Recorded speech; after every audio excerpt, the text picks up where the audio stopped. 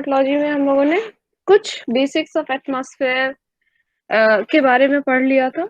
अब हम जो पढ़ेंगे वो होगा हमारा related to insolation, terrestrial heat radiation and heat budget. ठीक है, तो एक बार आप प्लीज कोई इसमें से कोई बता दे कि आपको स्लाइड्स दिख रही हैं? जी ma'am. Slides, okay okay Mandeep. So let's start. देखिए, क्लास स्टार्ट करने के पहले आप लोगों के लिए एक अनाउंसमेंट है कि अनअकैडमी एक परफेक्ट स्टडी पार्टनर है फॉर यूजीसी नेट के लिए, एनटीए यूजीसी नेट के लिए। एज यहाँ पर एवरी मंडे एक नया बैच स्टार्ट हो रहा है, तो आप इसमें देख सकते हैं।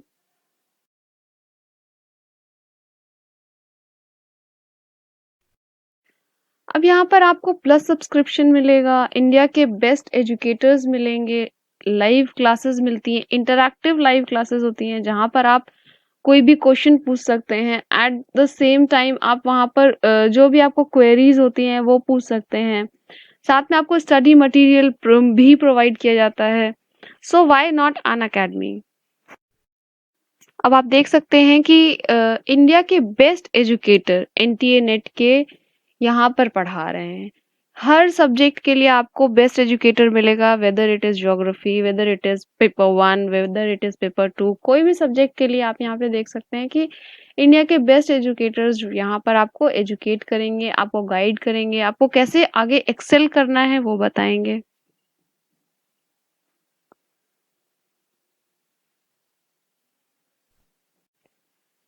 अब यहाँ पर देखिए, नेट के यूजीसी नेट के लिए कुछ बैचेस चलाए जा रहे हैं। ये आपके एवरी वीकली स्टार्ट हो रहे हैं। एक तो कंप्लीट एमसीक्यू बैच है, नेक्स्ट आपका एक्सेलेंस बैच है, नेक्स्ट आपका एमसीक्यू बैच है सिर्फ। तो आप इनमें से किसी भी बैच में एनरोल हो सकते हैं। और एनरोल होने के लिए एज आप लोगों को पहले भी बताया गया है कि आप अपना सब्सक्रिप्शन लेने के लिए साकरीन एनटीए कोड यूज कर सकते हैं। ये कोड यूज करने पे आपको 10% एक्स्ट्रा ऑफ मिलेगा, तो आप आज ही सब्सक्राइब करें।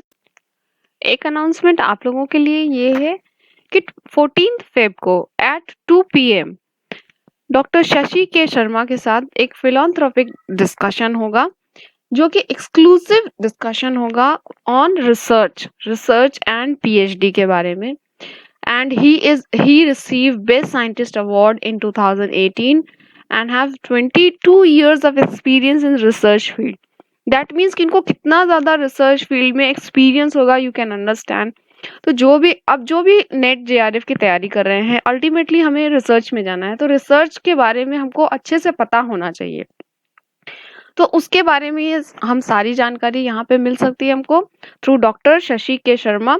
So do join this discussion. सबसे पहले बात करेंगे हम कि इंसोलेशन क्या होती है। इंसोलेशन होती है जो भी अर्थ सरफेस पे जितनी भी आपकी जो भी रेज पड़ती है सन की, और इसकी वजह से जो आपकी हीटिंग होती है, मतलब जो एनर्जी सन से अर्थ पे आती है, यानी इनकमिंग सोलर रेडिएशन, उसको हम कहते हैं इंसोलेशन। ठीक है, इंसोलेशन, इनकमिंग सोलर रेडिएशन। ठीक है, इनकमिंग सोलर रेडिएशन को हम कहते हैं इंसोलेशन। ओके, अब ये किस फॉर्म में आती है? देखिए, वेवलेंथ के फॉर्म में ये एनर्जी आती है, और ये वेवलेंथ के फॉर्म मेनली आपके दो टाइप के होते हैं, एक शॉर्ट वेव और एक लॉन्ग वेव। तो जो इनकमिंग सोलर रेडिएशन है, मतलब जो सन से एनर्जी हमारे अर्थ पे आती है, वो शॉर्ट वेव के फॉर्म में होती है, मतलब शॉर्ट वेव लेंथ होती है उनकी।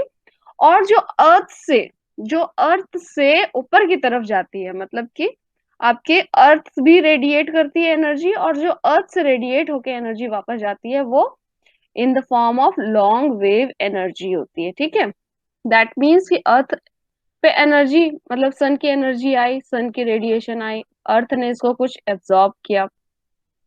ठीक है, अब ये अर्थ पे जब एब्जॉर्प्शन होता है तब वो हाई एनर्जी होती है, शॉर्ट वेवलेंथ आती है। फिर ड्यूरिंग डे टाइम फिर ये रिफ्लेक्ट करती है बैक हीट, मतलब जो भी हीट को ऑब्जर्व करती है, इसको ये वापस से रेडिएट करती है in the form of long wave energy, long wave energy, ठीक है। मतलब जो वापस जाती है वो लॉन्ग वेव लेंथ की होती है और जो इनकमिंग होती है वो शॉर्ट वेव लेंथ की होती है, ठीक है। तो इस तरीके से अर्थ को हम रेडिएटिंग बॉडी भी कहते हैं, बिकॉज अर्थ जो है वो रेडिएट करती है एनर्जी। और कौन सी एनर्जी को रेडिएट करती है? जो वो सन से उसको मिलती है, ठीक।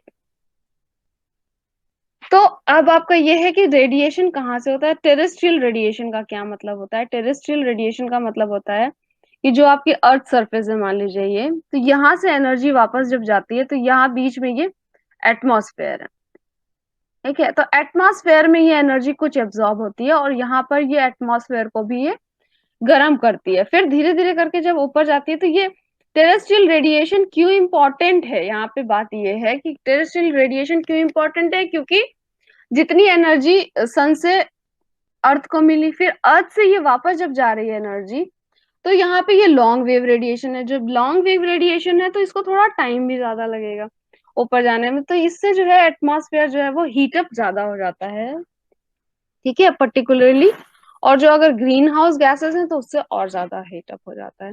तो दैट मीन्स कि एटमॉस्फेयर जो है वो आपका अर्थ जो रेडिएशन है या फिर जो एनर्जी है उसको रेडिएट और ट्रांसमिट करने का भी काम करती है इनटू स्पेस।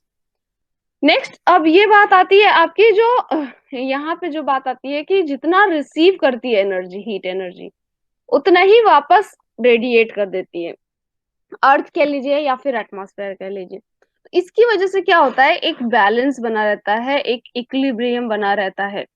और जो हमारा जो हमारी नेचर है दैट वर्क्स ऑन इक्विलिब्रियम, मतलब कि जो आपका जितना आया उतना ही वापस गया, या फिर ये एक बैलेंस बना के चलते हैं, ठीक है, एक बैलेंस बना के चलते हैं। ये एक तरीके से बैलेंस्ड, इसका क्या मतलब है कि जहां पे सरप्लस है वहां से उठा करके डेफिसिट वाले रीजन में एनर्जी को पहुंचाना।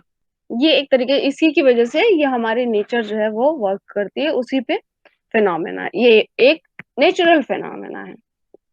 अब आता है आपका वेरिएबिलिटी ऑफ इंसुलेशन। इसका क्या मतलब है कि अगर हमारी अर्थ जो है, ये आपको पता है कि ये आपकी एक स्फेयर है अर्थ, तो लेकिन यहाँ पर क्या होता है कि जो आपका इंसुलेशन है या जो आपकी सन की एनर्जी है वो सब जगह इक्वली नहीं डिस्ट्रीब्यूटेड है। अब ये इक्वली डिस्ट्रीब्यूटेड नहीं है तो ये वेरिएशन क्यों है, यहाँ पे हम पढ़ रहे हैं कि वेरिएशन क्यों है। वेरिएशन सबसे पहले तो क्यों है, because of rotation of the earth on it's tilted axis. जो ये टिल्टनेस है ना, यहाँ पे ये जो एक्सिस हम लोगों ने पढ़े थे कि ये थोड़ी सी टिल्ट है, यहाँ से बिल्कुल सीधे ना होकर के ये थोड़ी सी टिल्ट है। तो इससे क्या होता है कि अगर मान लीजिए कि आपकी जो सन की रेज है वो ऐसे पड़ रही है, तो यहाँ पर कुछ जब समर सॉलिसिट होता है तब यहाँ पर तो वो होता है, सन रेज होती है, बट यहाँ पर नहीं होती है बिकॉज ऑफ टिल्टनेस, या फिर आपका वेरिएशन जो है वो टिल्टनेस की वजह से भी होता है। नेक्स्ट है एंगल ऑफ इंसिडेंस।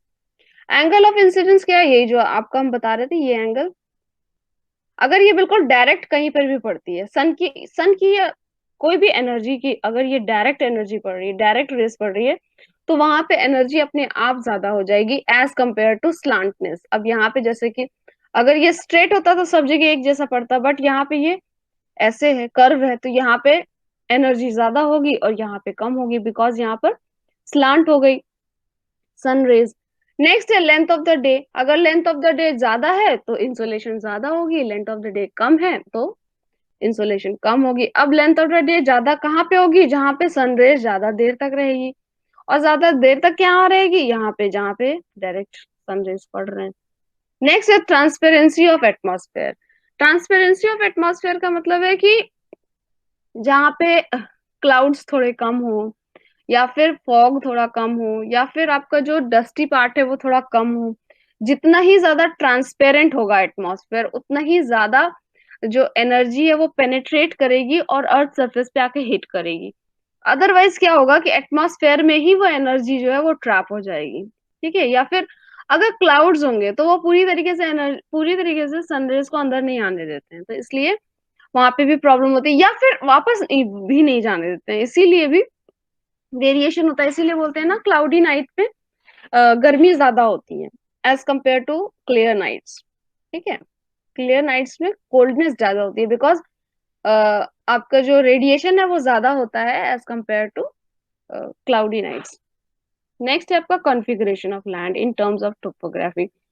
देखिए ये हम लोगों ने जब हम high pressure and low pressure में पढ़ा था तो हम लोगों ने क्या बात की थी कि लैंड पर जो है वो दिन के टाइम जो है लैंड ज्यादा गर्म रहती है और वहां पे इस वजह से प्रेशर कम रहता है। और ऐसे ही ओशन की बात करें तो वो कम गर्म होता है और प्रेशर हाई होता है। तो इनवर्स रिलेशनशिप होता है ना, मतलब कि अगर आपका लैंड की मतलब टोपोग्राफी पे भी बहुत ज्यादा इफेक्ट पड़ता है।